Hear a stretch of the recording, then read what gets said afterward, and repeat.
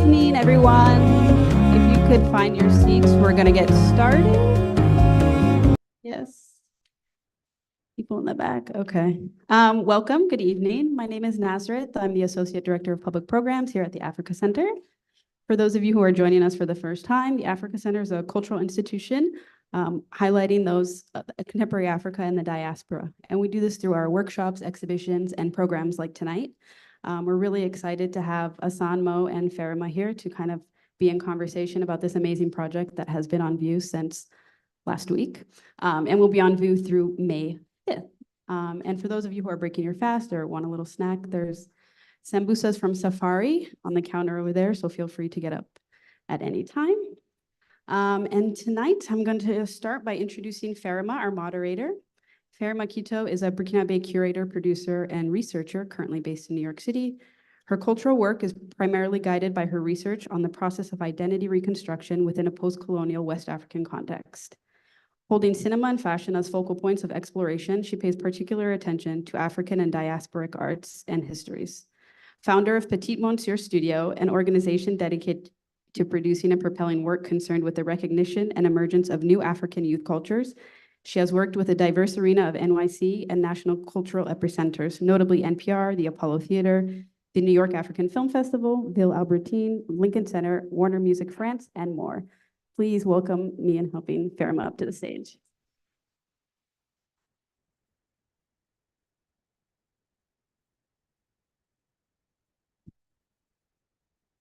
Well, hello, everyone. How are we doing tonight? Are you ready to chat with us tonight? I need like folks who are really engaged, honestly, because it's about to give mad scientists on this stage, because I think that the three of us are really passionate about what we're doing, the stories that we are essentially presenting to you, and the new frameworks that we're trying to develop and that we're trying to share, for the world to see and test. So I'm not going to give you too much because that's not the time. But before we start, I would like to introduce you to the artists. And I'm going to start by our dear photographer, Assane. Assane C was born and raised in Senegal, and he moved to New York 5 years ago with a background in science and is pursuing his master's in computer science and at Hunter College. Passionate about film and cameras, Assane thrives as a photographer in New York City, and he has hosted 3 solo exhibitions in the past 3 years and has been part of a collective of 12 people called WESH. And he's also exhibited his work in Germany. Assane also runs Jala Films, an indie cinema club with his cousin, Ahmad Sissé, where they screen African cinema on the last Sunday of every month, which I'm pretty sure because I recognize faces, so I have a feeling that I've met you there before at the Jala Film screening. Please welcome Assane.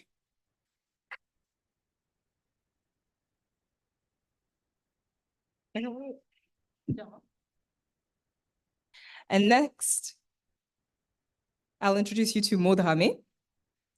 Mo Dramé, who is the stylist behind the photo series, the one who styled all of the subjects and helped with the artistic direction as well. Mo Dramé is a New York-born and Senegalese first-generation artist, and he spent his early years in northern Senegal. With a background in social science and humanities, and a deep passion for fashion, film, and history, Mo is a stylist and set designer based in New York. He has done work with local and international brands such as Art Come First, Post-Imperialism, Mimi Planche, and LeBron XX. Please welcome Mo Dramé.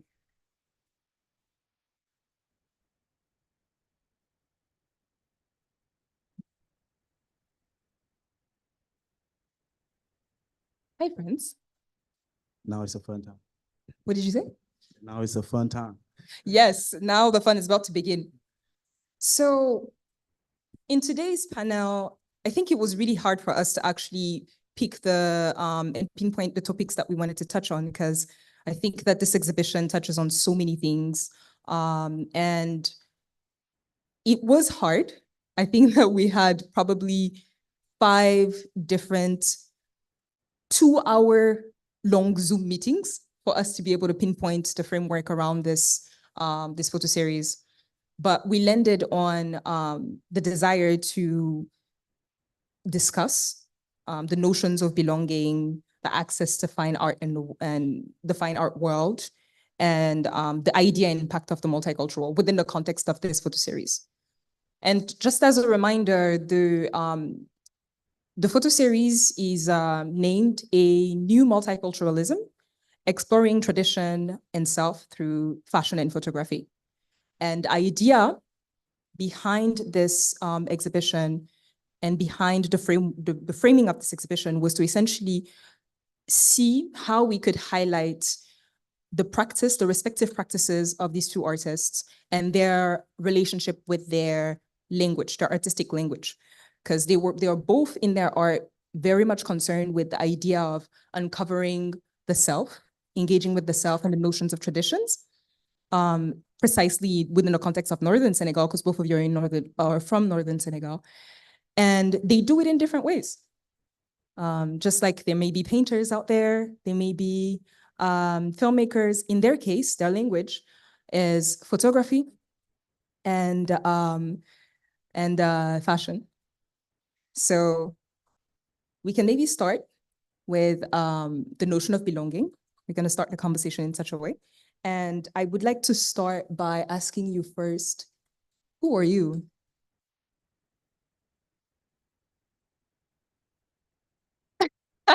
He just broke his fast live. That's what just happened. So he just begged for a couple seconds to chew on his dates. West my people first. Westfall. My name is Assane, born and raised in Senegal, moved to New York 5 going 6 years ago. I am the photographer behind this project. You know, originated from Parcelles. It's a city in Dakar. I was born and raised there.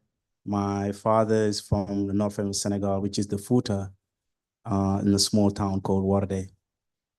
Me and Mo kind of have we kind of, you know, from the same part of Senegal regarding our, you know, ancestors. Now we happen to, you know, bound here in New York City 3 years ago. And today, you know, we're here talking about a project that we put together and the idea behind it, the impact, and how did we get together to bring this to life. Yeah. Hello. Hi. I want to say thank you guys for coming, of course, means so much. My name is Mo. I was born in New York, in the Bronx. I moved to Senegal when I was 10. So I was raised in the village, really. I grew up feeding the cows, you know, taking the donkeys for a drink, really mixing the mud up to plaster the wall. So that was really my childhood. Yeah, just regular kid things, walk barefoot, you know. And I'm in New York City now. I went to high school in ICHS in the Bronx also. I went to college in upstate. I studied Black history and psychology. I dropped out my senior year. But yeah, so, and we're here now, so. Amazing. Well, it's funny that you mentioned your collegial journey, because I kind of wanted to touch a little bit on your respective training and your relationship with your artistic language. And I'm very intentional when I actually call it an artistic language, like a language, because I feel like it has the same, within the context of your work, it holds the same potential, you know, and the same power in terms of facilitating communication than a language like French or English or Wolof, you know, or Pulaar would. So one, if you could please tell us a little more about your training, whether it be, you know, within the context of academia or as a self-taught an autodidact artist? And second, what is your relationship with your language, your artistic language, in your case, photography, and in your case, fashion? Yeah, I did like I'm a put it like this. My background is science. I have growing up, I used to be good at math and anything that has to deal with science. Used to? I mean, to this day I am, but I haven't practiced for years. So once I graduated from high school, my mother saw my notes and she told me that I should pursue computer science. And, I didn't fight it because that's what I was good at. I'm like, let me just do it. But Convenient. yeah. So after I moved here, because I graduate and then I spent in Senegal like a year at the University Cheikh Anta Diop, the University of Dakar. And then the next year, my father brought me to America. So once I came to America, things have changed. Because I remember my English was so low, so I have to go to like I don't know how to call it. It's like a school that you learn English, but at the same time taking the high school equivalency, like the GED. So Girl, like, I did the same thing. It's an English prep school. It's really expensive, and you have to pass the TOEFL, what they call the TOEFL, essentially. yeah. Yeah. So like once I Same get thing. to that school, I met someone that was like my art teacher, and she asked me a question about, hey, do you do art? I'm like, okay, what is art? So she defined art for me. I was like, oh, I used to practice photography when I was home. And you know, she told me to show her my work. So I show her my work. She was like, oh, this is cool. I can get you a scholarship so you can get into a photography school. I was like, oh, she said yes. And then I saw her my work. She applied. A week after, we got a response stating that I got accepted to like a photography school. Wow. So Based that's on how my work. photography journey started. And I used to that's- practice it, Senegal, but it wasn't something serious. But that's literally based on the adventures that you would take around the city in Dakar and just allow yourself to essentially just shoot whatever your eye caught. Yeah. And that's fantastic because you didn't necessarily wait for permission to be granted. You were just like, although I don't necessarily have access to training or anything like that, or like, an art school, Yeah. I'm just gonna pick up a camera, make sense of how to use it. And it was funny, get it you was there. digital. Like I started with digital. Back then, one of my friends was a photographer. He was using me and my friend as a model. We just take pictures. And I used my phone to take pictures. My brother bought me my first camera. And then I used to just take pictures. And I gathered all of them, bring it to America. It Wow. got me a scholarship to get into school. I study film photography when I get to that school. So since then, I'll stop shooting digital and I just follow the film path. So I got a training into film photography, but I do not have a training into a digital photography. This is so interesting to me, and I'm going to come to you more, but there is one question that rises in, and that's kind of connected to some of the subjects of this exhibition, and specifically when we're talking about movement, right? And we're talking about the African diaspora. We're talking about being immersed in a new culture. We're talking about essentially figuring out how to protect or safe keep some of the vestiges, of your past life or your life back home. Why did you decide to bring those photos with you? Why not, I don't know, one of the favorite hats that you had, back in Senegal? Why those photos? Why did you pack them? It's not why I did pack it. It's the photos belongs to me. And then wherever I go, it will follow me. You felt And connected to yeah, them. yeah. And like, I didn't know that question was going to be asked to me when I was taking those I photos. see. But like the right timing came and it happened to be asked and I delivered, I show it. And that photo not only just got me scholarship, but it got me a lot of things because around that time, it was a lot of programs in New York City where there's like, things for artists, young artists. And that lady helped me apply to a lot.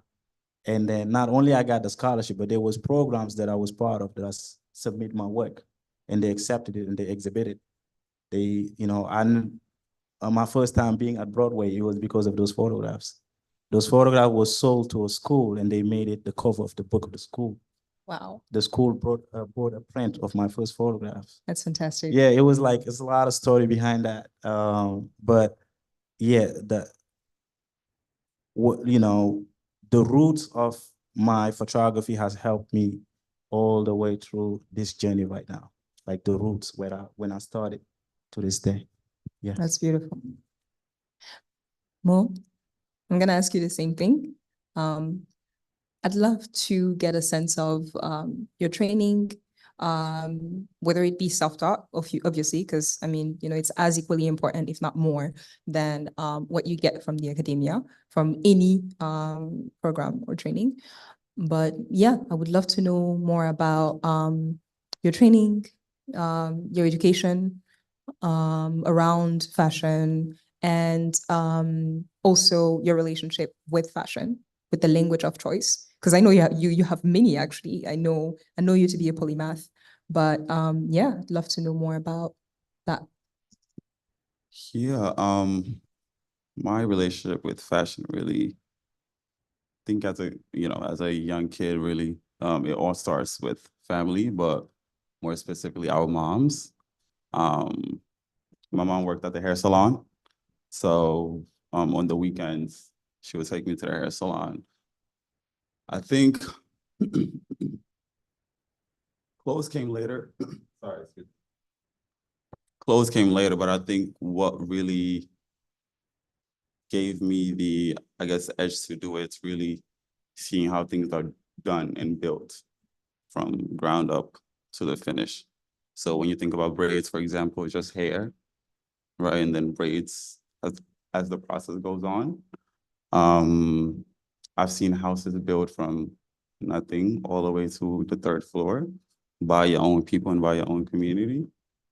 I've seen food get planted and you harvest. I haven't had art training, I don't have art background training, I'll say, or fashion training, It was all really seeing how things are done and built, right? And when you think about an outfit, essentially you are building an outfit, right? The more complex it is, the more thought is put into it, right? And really great things takes time, right? And no matter if it's 5 minutes, if you're taking 5 minutes to put together an outfit, it's gonna be a great outfit, you know what I'm saying? So I think my training was really just seeing how life is happening as I go on, really. But I would also equate to some of it to film also, really. My mom was also a great collector of like films. And I don't know if you guys remember the VHS tapes, the big ones where you push it. So I grew up around like a lot of that when I was younger. So that really also trained my eye on visuals and how things are placed and how things look and what looks good and what doesn't look good. Eventually, I think there's a time in our lives where you stick to something that I guess speaks to your identity, really. And I've always loved colorful stuff, fashion, I'll say, I remember I'll go on, I'll try, like my mom's heels and shoes for fun, really. And it was just the feel of it, right? It wasn't nothing, but for me, it was the curiosity also, right? Of wanting something else or exploring something else. In high school, yeah, I think that we all go through this, like wanting to discover more, just wanting more in life. And fashion just happened to be a natural, something that I gravitate towards. And really, I think I was my first model, I'll say, or my first like practice. And really that's how it is still, I'm my first, like, if I'm gonna do something, I'll make sure that I've done the mistake on myself first. So by the time I get to the job, it's, it's clear. But that was really my upbringing with style and fashion. Like like a crazy, like I met this person who I think is very much my own curiosity of, again, wanting more and wanting to build. Yeah. And wanting to tell stories as well, because you're a Yeah. storyteller. And I mean, I back a little bit. No, but I mean, I'm remembering some of the questions, some of the conversations we've had about your relationship with fashion, high fashion, even and like even the concept of fine art, because I think that in our preparation for this talk and our conversations in general, we've always questioned the idea of a high versus a low or a fine versus a not so fine. And to me, I've always seen your work as the work of a mathematician to an extent, because it's very calculated. Like you're extremely calculated in your choices. And even you, Assane, very, very, very calculated in your choices and the stories that you want to tell, the balances that you consider, the choices that you make in terms of textile to sometimes even draw a certain emotion or accentuate, a certain aspect of the background in which you place the subject. And so that's why, to me, it's always been fascinating to look at you doing your thing, while at the same time, like practically questioning the order that the world of fine art, specifically within New York, imposes on subjects like you, specifically subjects coming from the cultural context from which you come from. Because when we think about the definition of fine art, we think about, art that is aesthetically pleasing, but that's also holds a certain level of intellectual depth. And, that doesn't necessarily have any utilitarian value to it. It's not like a spoon that you're going to put in your mouth every morning and then eat or anything like that. And that's the definition that's accepted. But in practice, when you think about the world of fine art and you think about what's accepted as, valid stories to tell, present, program, show in museums, it's often stories that are not necessarily like yours. It's not usually people who are existing outside of the dominant culture. And when I say dominant culture, I speak specifically of Western-centric ways of understanding art, beauty, of even understanding narratives, engaging with narratives and engaging with the other in general. So I'm bringing this up because I want us to talk a little more about your relationship with the fine arts community, because what you are doing right now, and to me, what I'm seeing here is fine art. Just based on the inquisitions that you're taking on, like your level of curiosity, for instance, and the fact that you're using your languages as ways to question like concepts such as tradition, such as like, self and identity, such as, movement and the multicultural and all that. These are, discourses that are valid, that are valuable, that are important, and that make your work eligible as, a work that's completely part of the fine art world. But it hasn't always been your experience. So my question to you is, one, what is your definition of fine art? I would like to know, because there is the commonly accepted, definition of what fine art means, but for you, what does that mean?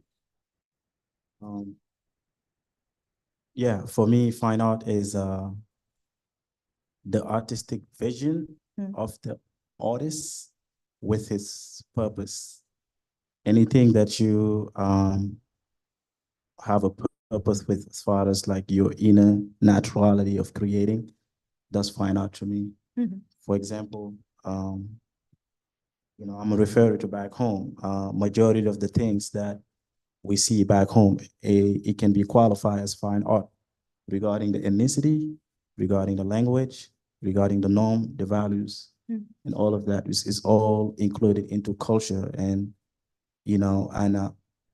those people that practice that, they don't see it as fine art, but it's fine art because that's the inner naturality that they showcase. For us here, for example, me, what I've experienced here in like fine art is different from over there. Cause like people love, I mean, some artists love taking their time, put out the projects, make it, trying to make it perfect. Like it can take 10 years, it can take 5 years, it can take, it can even take months, but they love taking their time and work on it. From the experience that I have back home is not the case. Now they do it natural. Like they just process whatever their mind get into it. And it's like two different fine art, but it's fine art. It depends on how the artist is expressing it. But from what I'm from, fine art is the artist's vision, like the inner naturality vision and its purpose. Yeah. When I think about fine art for me, as somebody who loves museums also, I think I equate fine art to, of course, it is storytelling to a degree. And for me, like stories are like, I guess, really the engine a person needs to really imagine big and create multi-universes in their own head, right? Like when you think, like when you are looking at an art piece, yes, you're looking at the art piece, but your mind is processing yourself in the art piece sometimes. I don't know if right? Sometimes you vision yourself in the space while looking at the art, right? And I think that what you see and what you choose to pay attention to affects a lot on how you also imagine, right? I think that really the reason why we're here and reason why we're doing this really is because we've been inspired by stories that we want to keep up and uphold, right? And I think that also it's great to pay attention that, yes, there has been time in history where some stories were hidden from us, as people, and for whatever reason, right? And certain stories were pushed at the same time. And I feel like we're at a time where a lot of discovery is happening, right? Like a lot of finding is happening. People know the importance of stories, not just that, but people know that stories inspire, like stories make you dream big, right? I think that being able to hear like God is in the sky, right? A great story that could inspire so much and so many, And for me, really, as somebody who has always been passionate about stories and like storytelling, my grandmother was a storyteller at that. She knew a lot about history. She knew about a lot about last name dynamics, right? How families are moved apart, right? And to me, those were the stories that stuck out to me, right? And I've never seen those stories in mainstream media, right? And not that you need mainstream media to validate a story, but again, if stories are what inspires, then the stories are that are being pushed, then what are they inspiring in us, And for me, it was a way of claiming those stories, of course, but making sure that I could create something for even myself to look up to and be proud of and really and like see the story out of it and inspire myself. I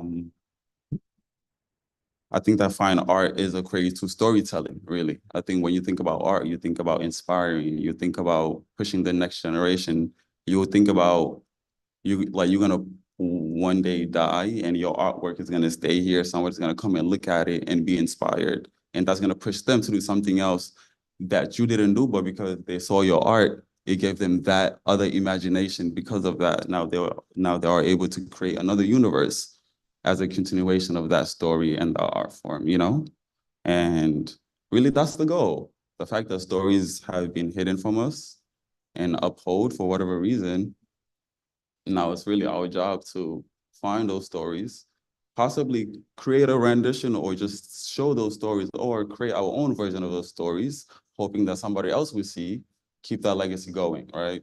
I think that the fact that certain powers are in power is because the fact that they know the importance of passing down stories They know the importance of, if I tell you this, it's gonna stick to you. If I show this to you, it's gonna stick to you, you know, and you're gonna hold it. And I think that the more of us have our hand in that, in showing stories, writing stories, not being afraid to tell stories, you know. Yeah, What- no, listen, you've said so much, and like my mind is boiling literally, because I told you I was gonna give mad scientist.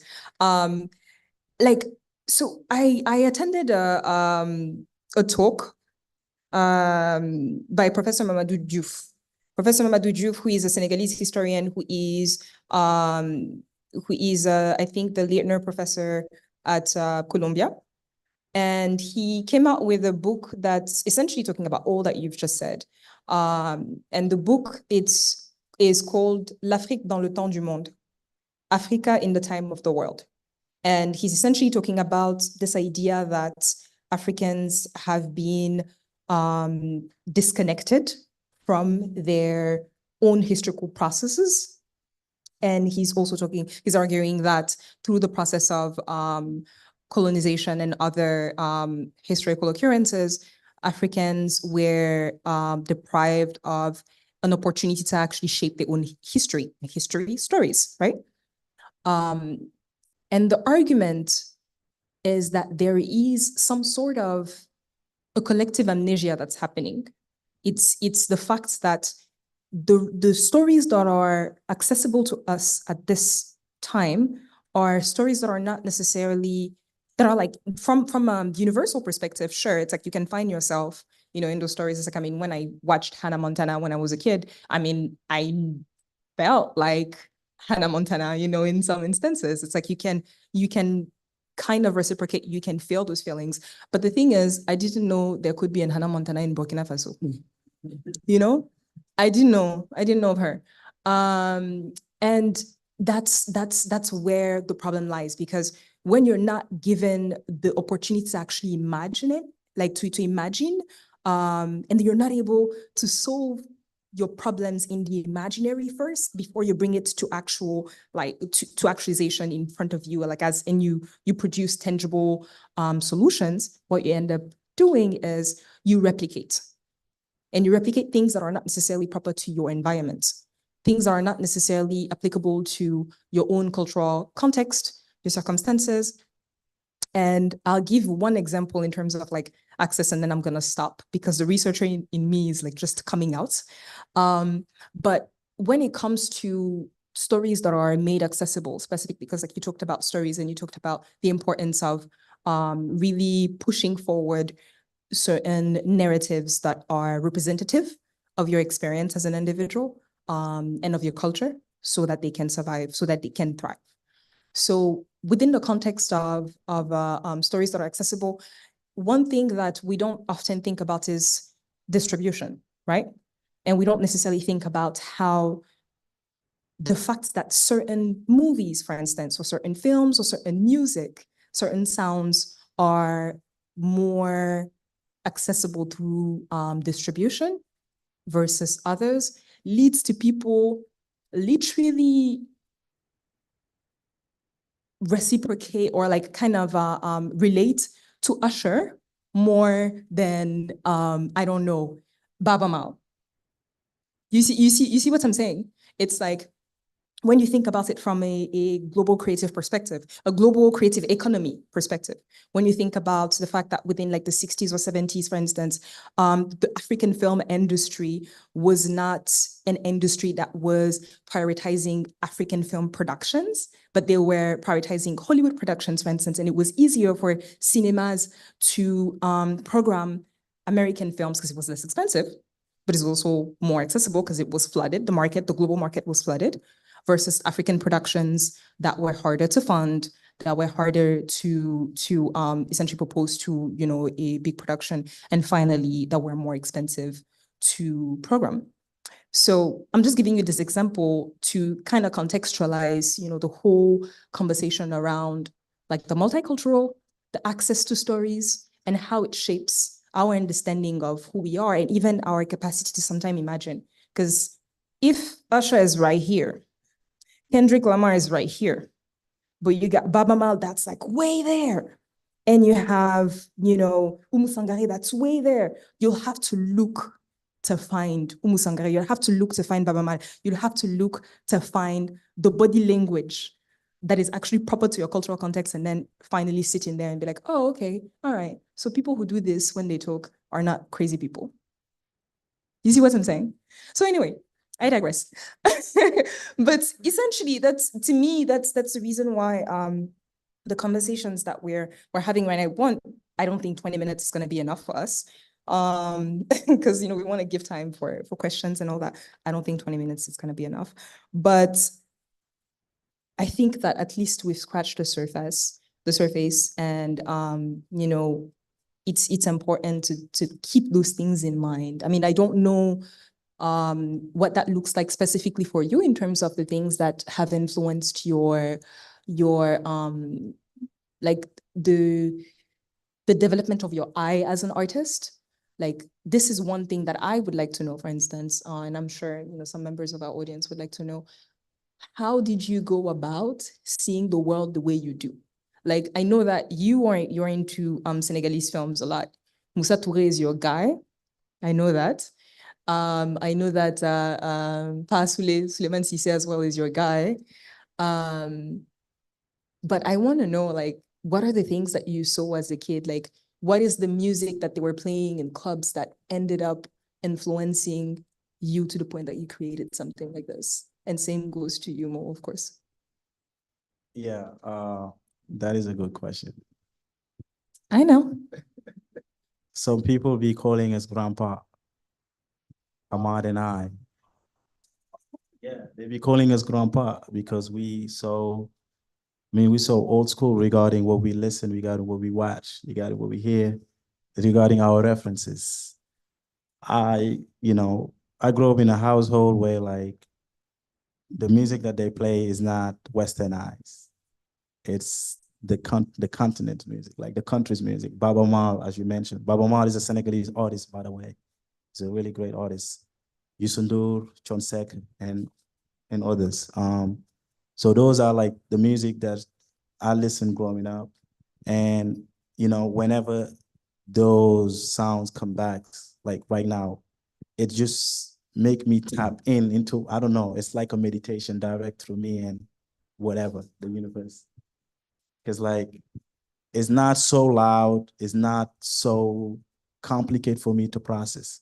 It just makes me meditate. And and when you meditate, that's where ideas comes, and ideas bring this. So it's like, and not only music, but with the film too, because I and him, Amon, we curate a cine club, which is named Jollof Film. Every last Sunday of the month, we screen an African film. We started with Senegalese, but now we go further. We go to other African countries. And like those films are from the 60s, 70s, back all the way back to the 2000, early 2000s. And like majority of the source of our inspiration comes from those films. As far as the fashion, as far as the shots, as far as the language, and as far as the visual. And the culture that's in there, I just see myself, and I just know that, because here's the case. Growing up, we didn't know that we had artists like Usman Sembe and like Suleiman Cisse. Oh my God, right? Moussa Touré. Found out about him like 5 years ago. Like growing up, we didn't know they existed, and they are like artists that makes film without budget, and the film to this day look amazing. The quality, the deliverance, everything look amazing. But when I was young, I used to watch those films, but I didn't know much about the directors. And like now I'm in this world right now, which is New York. You happen to meet a lot of people so intelligent, and they talk to you about those people. And it reminds you when you were young, you were learning about them, but you don't know much. So now we happen to know more about them by just not forgetting who we are, but tapping with what we had. And then everything that we accomplish through our journey present, I'm talking about right now, is because of that. So my inspiration comes from music, film, and the people that surround me. Wow. Yeah. This is beautiful. I want to come back to some of the things that you've talked about, but I'm going to give you Mo the chance to also share a little more about that and, you know, your references. And then we're going to talk about the things that you didn't see that still influenced you. Yes. The things that I saw that influenced me, I think going back to the title of the exhibition, Multiculturalism, I grew up around a lot of cultures essentially. So being born here, but moving back to Senegal, right? But also living in a space where you're on the border of other two countries, Mali and Mauritania, right? That alone, but also having grandparents that spend their young adult life in Paris, right? And they will come and they'll have the French attire, right? I've seen that, you know, with their briefcases. To a point where like the regular lady outfit wears a jersey and an African scarf, you know, like the outfit. And a random Colombia shirt. Right.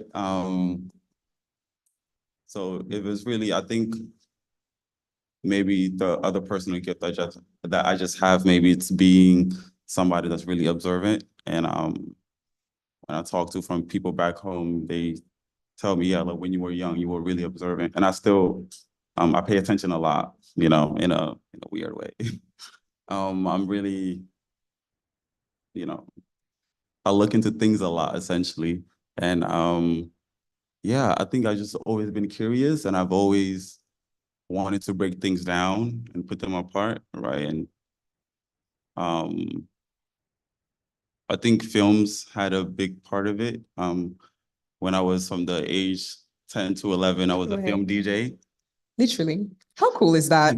How cool is that? Yeah, I would like escape school essentially, and then I would my uncles, like they had a control room. I think we have time for the story, could I? Yeah, of course. Yeah. So I was from the village, right? So Wi-Fi, electricity was Wait, scarce. what part of Senegal? Bakel. Bakel. Yes. Bakel, yeah. So it's the mud. So like sometimes like there's no like running water, sometimes there's no electricity, right? And it was far from the capital, like super far. It's like 12 hours, like 13. And so if you had a TV, you only had access to one channel. Like no matter like how much money you had, no matter how much whatever you had, you only had access to one channel. And my uncles essentially, they went around, like one of them was a DJ, of course. So I also had a lot of sound next to me growing up, but him and his two friends, they went around, they collected canal plates. I don't know how to Like satellites? satellites. So about 12 of them essentially. They took a space, they went to the rooftop, they fixed all the satellites. Now you have 12 channels, right? And then 12 channels, they had a control room, but the 13th channel was a DVD player. So that DVD player, so they just had all traditional films in the background. So 10, 11-year-old me, I hated school. And so I'll go in there, they essentially put me in charge. I would, climb up a chair, get the cassettes. The whole day I'll just be film DJing. So essentially we had a control room and the whole city now had access to 12 channels and a DVD player channel. Wow. And about so, innovation. And so we basically created our own homemade TV station in a village, right? And so I remember like the school principal would be on a motorcycle, like in a motorcycle. It was a small town. He would be looking for me. Like everybody knows each other. Everybody knows each other. He'll go to my grandmother's house. Like, where is he? But I'll be in there. I'll lock the door behind it and I'll be in there the whole day programming.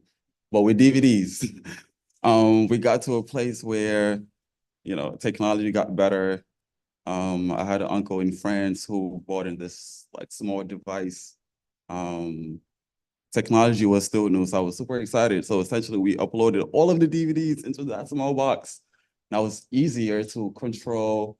Now I could play a movie, music after movie, small commercial.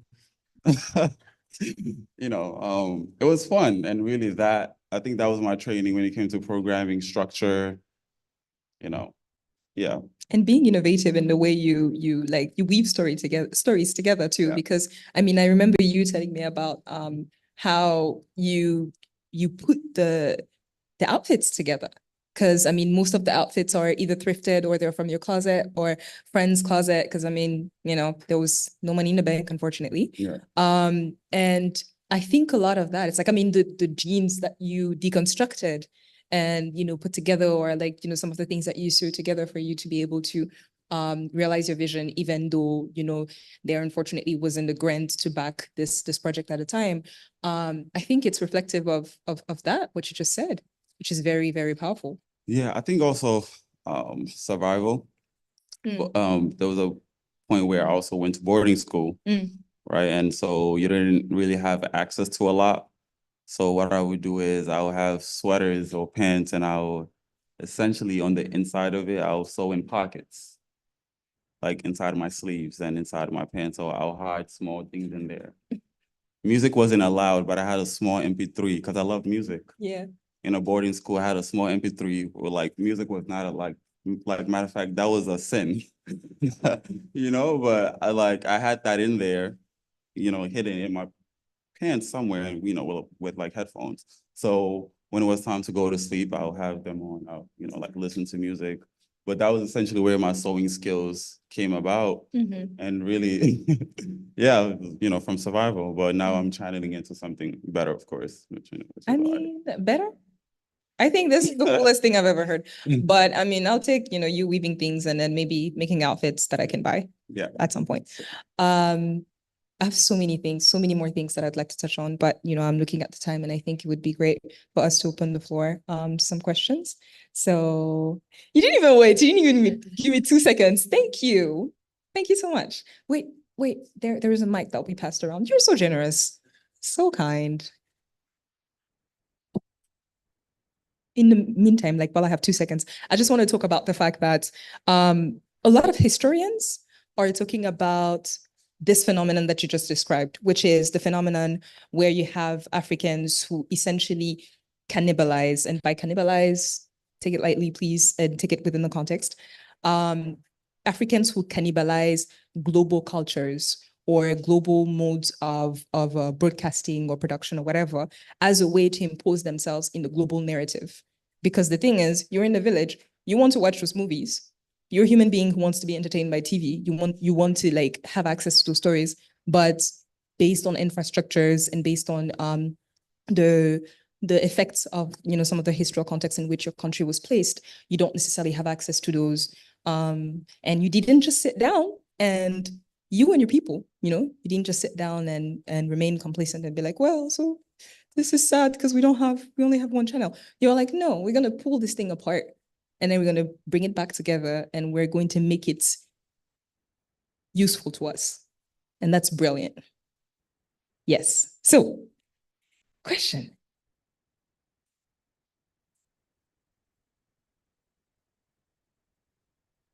This is a question for the stylist. First off, well, comment first. First, I really want to say I like the way you talked about being observant, because I think that something that's so important about being a stylist is being able to look at people, the way that they live, the way that they wear things, the way that they move in their bodies, and take that element and translate it into play with that particular element and then make something of it visually. And I guess I had some questions about, so I heard there wasn't very much funds. So what was the process of you pulling these looks? Was it secondhand used, borrowed? Did you work with any designers? What were those conversations like? And then also if you had the budget or the PR connects, what brands would you really have wanted to work with? Thank you. What's your name? Sorry. Devin, thank you so much. So the way this project came about really is a test to how it's really ran. I think it was a Friday night, we were out of the club, and Of course. so you could, the music blasting. He's like, "Yo, I had this idea." It's hella loud. I'm like, "What?" tomorrow, I have this model that I want to shoot, but I'm like, okay, tomorrow morning, so essentially that Saturday, we met at Don's house, our friend Don, Who's actually the designer behind this. He's an Ivorian designer. Amazing. Remind us. you mind, yes.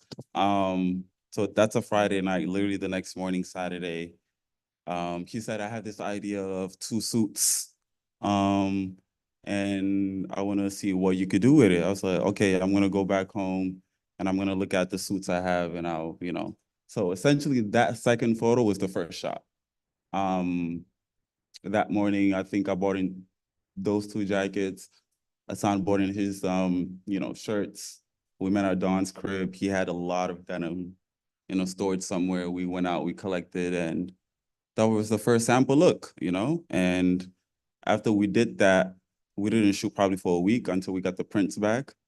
After we had that one photo, that's when we thought, okay, we want to see where it goes. And the fact that that first look was so not planned, but sort of planned, everything sort of followed along. So none of the looks were meant for the models. Sometimes we have looks, but with no model to shoot with. So like we would just find somebody and the goal was to make it work. Like we had no idea how it was gonna come about, but that was essentially the work. Like, let's see what we could do with just our pure talents and eye, So nothing is designer, nothing is like some of them were bought and returned. You saying that on camera? Ooh. But so with that, with like mixing with our own like playful stuff, essentially that's how everything came about. I could really say like no look was planned for a model essentially. It was, we're gonna work with you and we're gonna see what we have. And that was about, so there was no money, there was no budget. If anything, the second look, which is a wedding dress, it's displayed back there. If anything, that's the only one where I was like, yeah, I want to work with a wedding dress, right? And a wedding dress, I'm like, where can I find a wedding dress? So I went to this shop by Yankee Stadium, a big warehouse. They had a lot of wedding dresses, and I was trying to talk to somebody possibly I could rent or buy in return. Because it was expensive, it was like one something, and I was trying to get a deal, but nobody was listening. So, knowing how things work, I was like, where's the manager? I put in that hat really quick. I was like, so point me the manager. So I went up to the manager, like, hey, I have this project.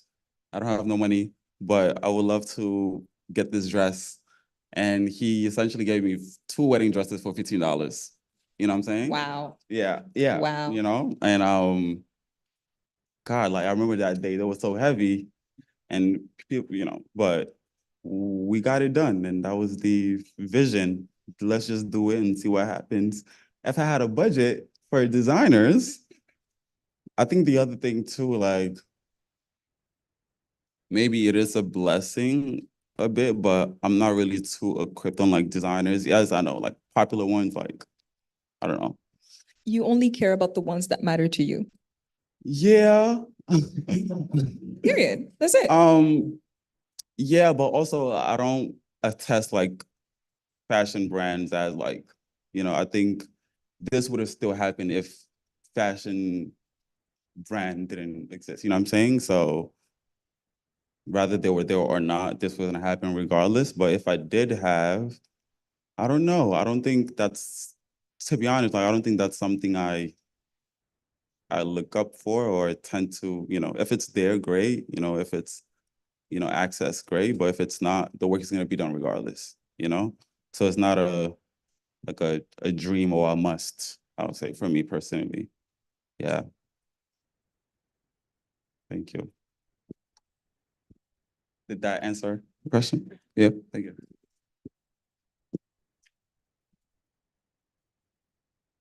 Hi, Hello. thank you very much for all the beautiful things you said. I have a question, I guess, to everybody. And throughout the conversations I've had with all 3 of you, and kind of going off of what you're talking about, Mo, I know that you know, budget and planning and all of that wasn't necessarily a priority. And I think a big essence of this project is how, you know, you were able to create this from like, basically from like oxygen from the air, you know, pulled it out of thin air.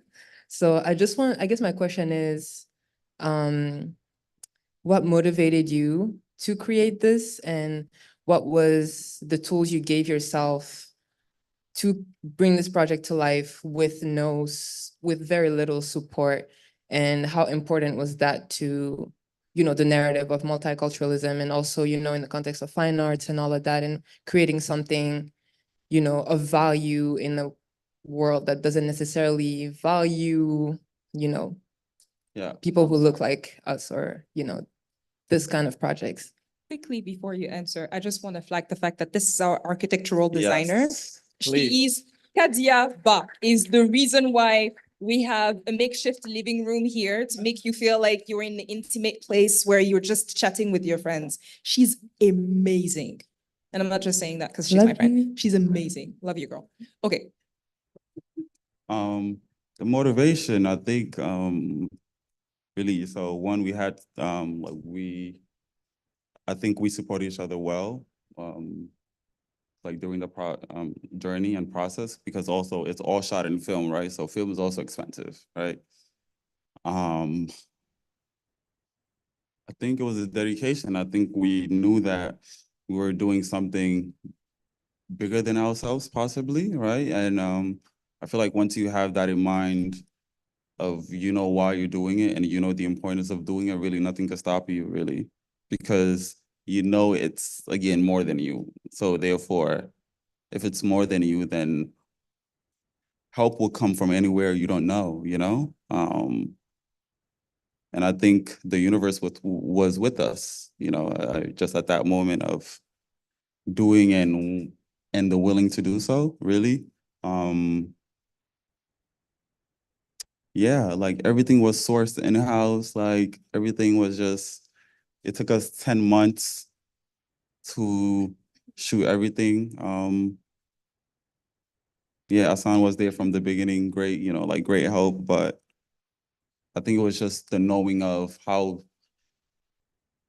important this is, and the importance of, again, of like sharing stories, and knowing that we wanted to share this, knowing that we wanted a new multiculturalism to show as artists. And yeah, that was really the motivation. It's like the bigger dream, the bigger purpose.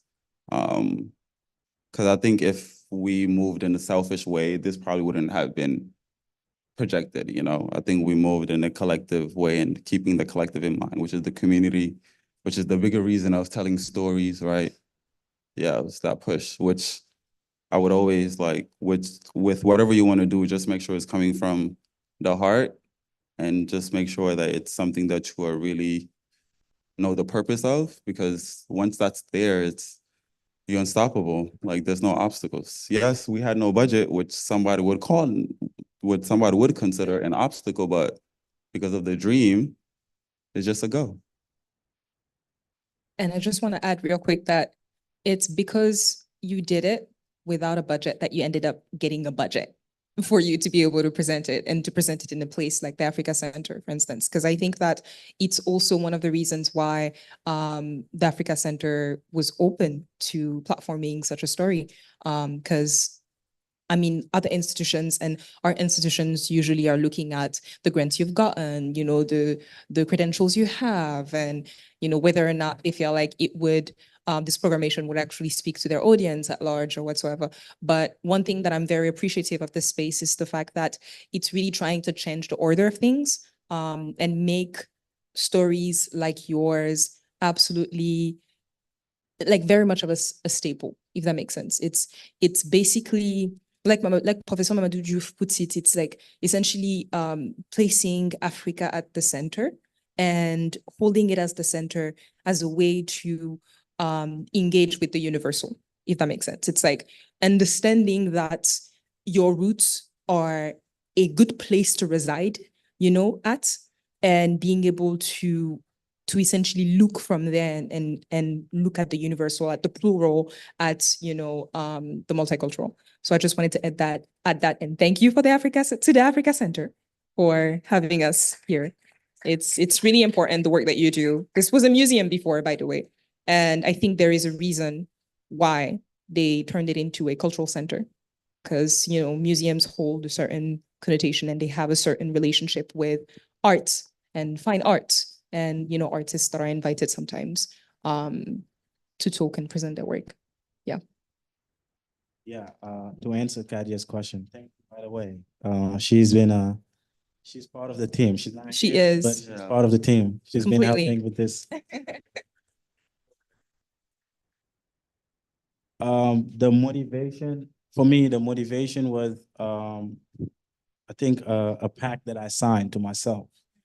As when I studied photography, I used to have a professor. His name was Curtis, and I remember the last day of class. He told me that as a photographer or as an artist, you should always put a project annually. Every year, put out a project, make a book, make a magazine, or maybe an exhibition, invite your friends and celebrate. So he told me that in 2019, I think. And so my first solo exhibition was in 2021. And the project that I've exhibited that's the project that I shot throughout the 2020. So, and then since then, I never stopped hosting solo exhibition. So it's the fact that I signed to myself.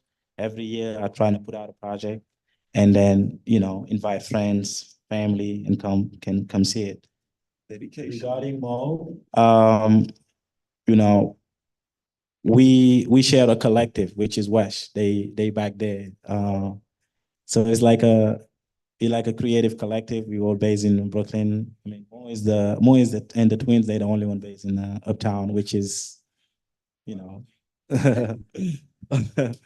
when we start hanging out, I mean, that boy kind of shy when we first, I'll be honest, he was shy, expressing himself, and I'm the type of guy that will be on your, I don't want to say ass, but be on you. He's annoying. And be like, why do you you young, you're an artist. So if you don't create, you're nothing. So you should do something. You should not hold yourself because you doubt yourself. So I was like, okay, so since you're a stylist, I'm a photographer, we share a collective, let's work on the project. And that's how it started. And then we hold ourselves accountable to make this project come to life. It was a risk because it was shot with film. We did not process any film until we're done. We didn't know how it's gonna look. We didn't know what we were working on. We just was photographing, creating until we finished the looks. And then I processed the film and then we saw it together. And the feeling that we had together was, I can't describe it. We really recorded it. He recorded it, he has the tape while we expressing ourselves regarding the project and what we're gonna do about it. And like Farima mentioned, thanks to Africa Center, they saw it and they love it and they welcome it in here.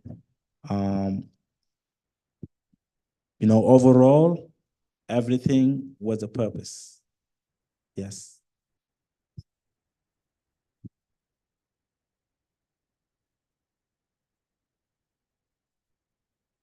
Hi, I just wanted to ask a question about the process of creation. I know for me at least, it's very challenging sometimes to know when a project is completed. So it sounds like that process was very intuitive for you both and between you. So what was that like? Like what was the moment when you were like, it's done or like it's ready for public consumption or it's ready to be articulated and translated into something that the world gets to access? I think it's a mix of course, having some goals. So though we didn't have a idea or a plan, we had an idea of shooting 10 models, for example, right? So that was our cap, 10 models and then we're good. But we ended up shooting 10 models, but 9 shoots, right? So the last one was 2 models into one one shoot. I think also it's just, yeah, time to look to see what we have here. And again, I think once we print it out, like the story just told itself, you know, just by looking at it. And there was this gut feeling of, yeah, I think it's time to call on the producer now and like, you know, and see where we could take this, of course. But even before that, I think we had just alone, we had about 2 or 3 sessions just looking at the photos and talking about it without any like decision or plan of, you know, just pure observing it, looking at it, coming up with like versions of, you know, stories and what it means. I think that as a creator of something, you would know once you reach that point of, okay, I think I'm fulfilled with what I'm presenting here. And that's what it was. And it was like, it was what, it was 145 pictures, right? That you had 170 shots that they had.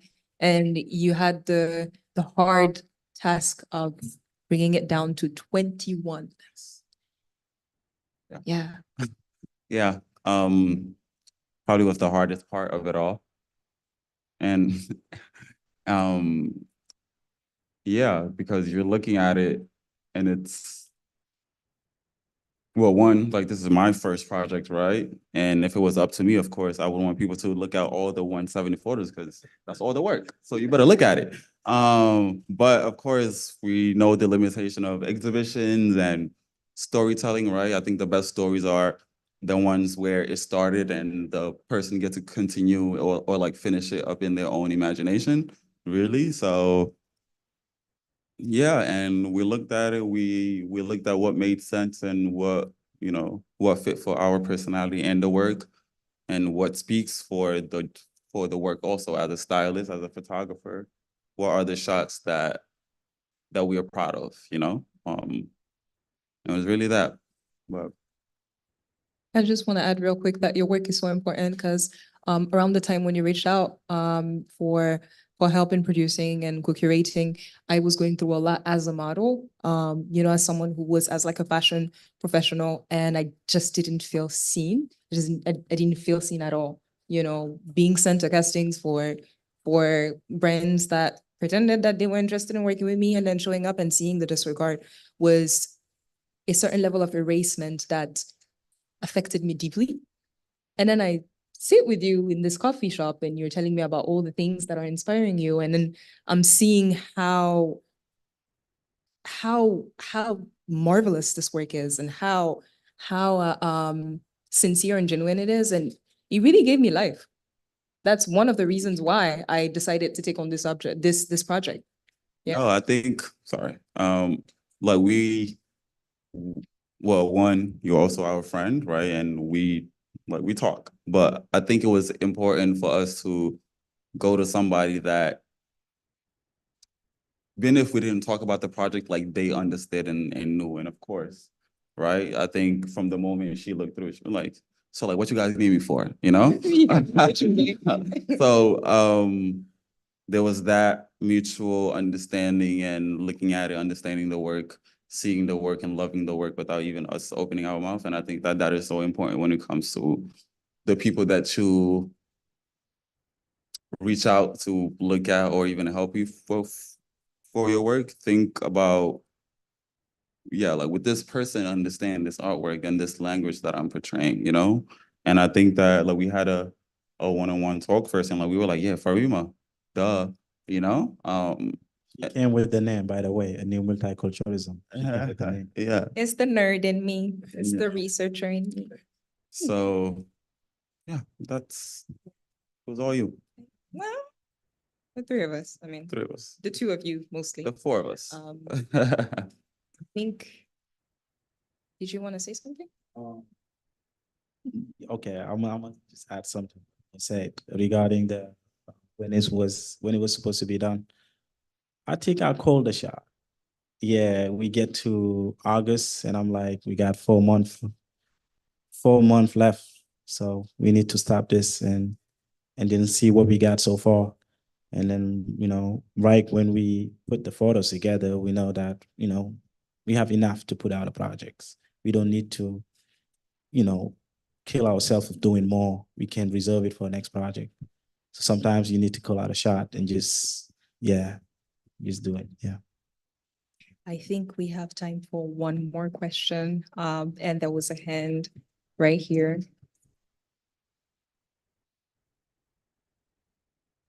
Hello, guys. Hello. First, thank you for your art. It's beautiful. And like you said, it is very special.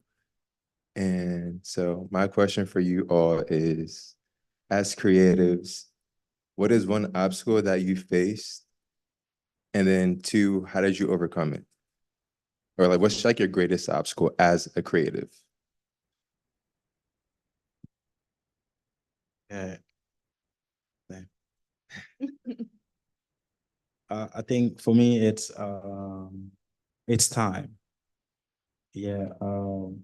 Because I'm the type of person to do a lot of things. Like, time has been, one of the obstacles that we face.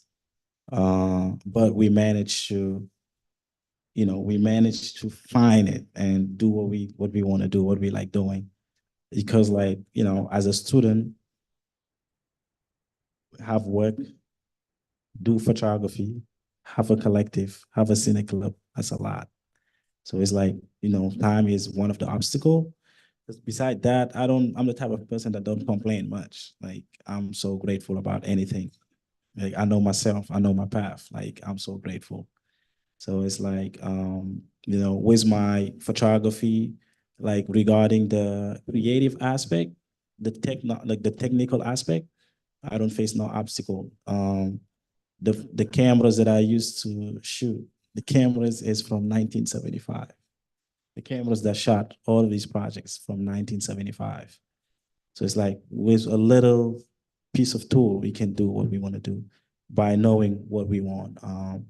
But yeah, my obstacle is time, but I always find a way to do whatever I have to do using my the time that I have. Yeah. Obstacle. Yeah, and I think, like we could talk about budget, we could talk about time, we could talk about access, right? But I think sometimes your own obstacles yourself, really.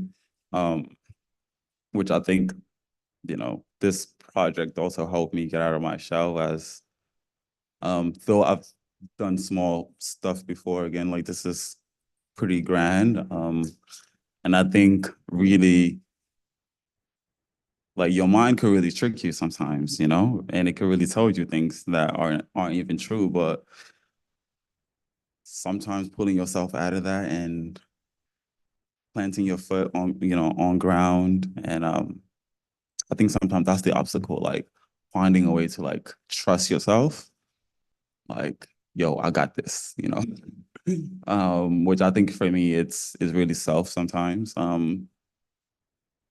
Again, yes, finance, time, but look, it's here now, right? So obviously, like money wasn't that crazy, right? Access wasn't that, right? But I'm sure if we had slacked even just a bit, that would have affected how it's shown, right? So it's really that personal, that voice in your head, and however you manage to have a conversation with that voice in your head is really,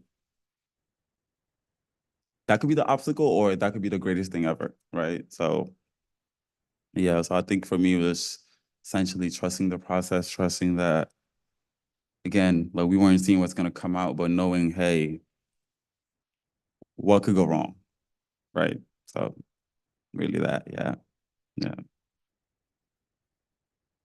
If you'd allow me, I would like to answer this question as well. I think that for me, the main challenge has been the myth of multiculturalism, which is the reason why I really pushed for this title. Because in my personal artistic practices, like performances, working as a model, it feels like the common attitude towards multiculturalism, specifically here in the US, is somewhat superficial. As in, people want to have access to the Thai food next door, to the Chinese food next door, to, egg soup, to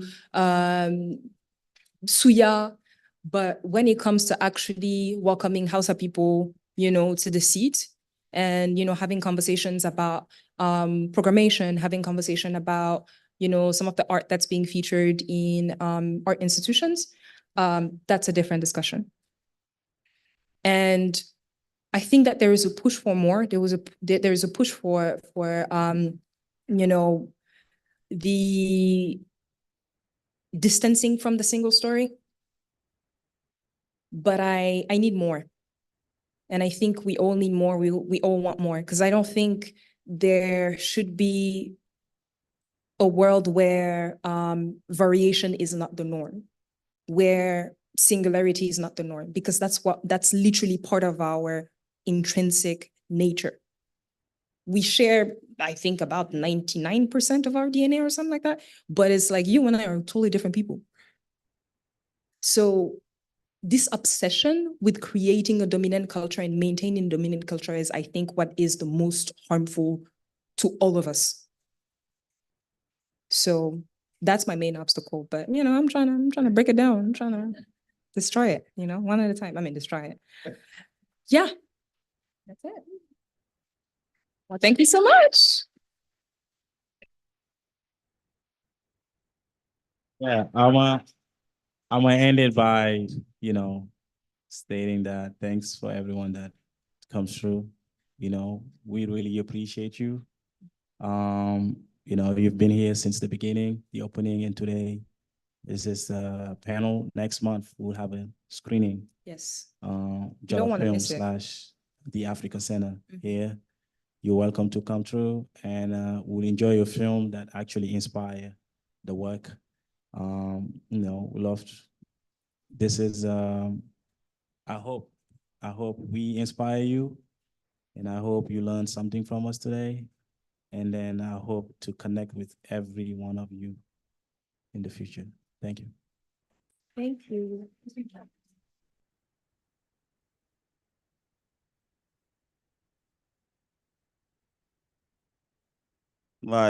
Thank you so much. Home isn't just where we Nazareth, Flavor. I need y'all to put your hands up. And no, because these are the people. Yeah. These are literally the people. Thank you. To the Africa Center, again, to our producer, Thank you. to our architect, Architect right there, Kadia Ba. Where? to every model also. Thank you. for Yeah, your every faces. subject. Thank you for your beautiful characters. Heavily appreciate it. This project, of course, wouldn't be a thing if there wasn't people in the clothes, right? So, so really the people. Thank you so much, and God, thank you. We appreciate you.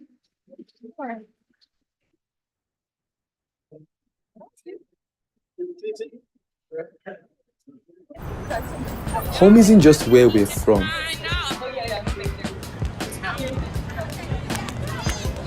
It's the sounds that move us. The stories that shape us.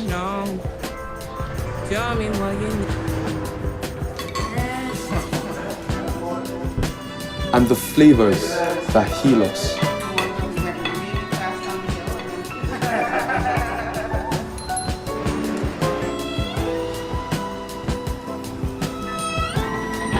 It's the communities that connect us.